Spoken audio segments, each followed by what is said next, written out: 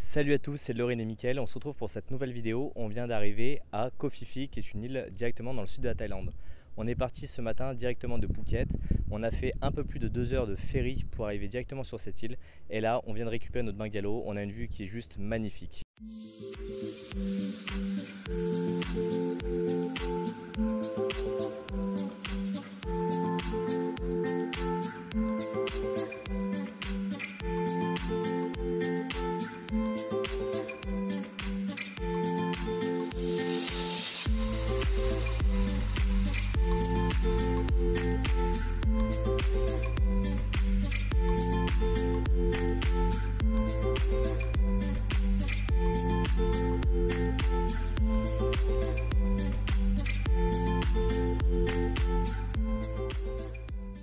Là, c'est la vue directement depuis notre bungalow, donc on voit la partie de l'île où on a la plage, les bateaux, la mer qui est turquoise et on est directement en plein milieu de la végétation. C'est hyper agréable, c'est super calme.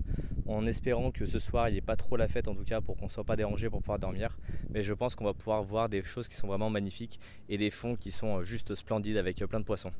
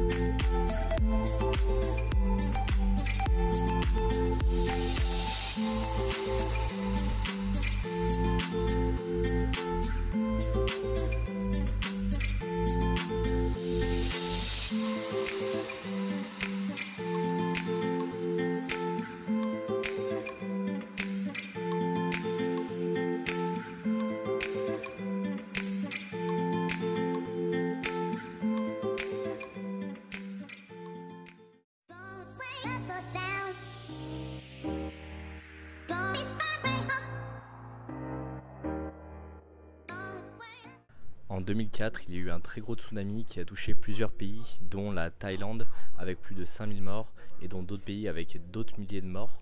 Et donc là, on a des photos de avant le tsunami et de après. Alors, je vais vous montrer la photo un jour après. On voit que l'île était complètement dévastée, ce qui est vraiment très impressionnant. Aujourd'hui, ça s'est quand même bien reconstruit, ça fait quasiment 20 ans. Donc c'est vraiment impressionnant à quel point la nature peut se recréer rapidement. Mais si on prend par exemple Maya Bay, ils ont dû apporter certaines restrictions parce que pareil, il y avait trop de touristes, trop de bateaux qui venaient, donc ça a dégradé complètement les coraux. Alors bien sûr, il reste encore des abris pour les habitants pour pouvoir se protéger des tsunamis si jamais il y en avait d'autres. On espère que ça n'arrivera pas.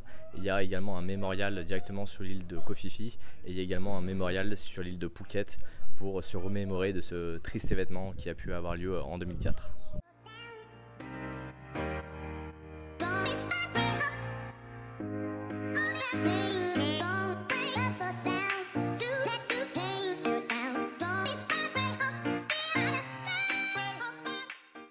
Maintenant que notre séjour à Koh Phi Phi est terminé, on en profite pour pouvoir faire le bilan.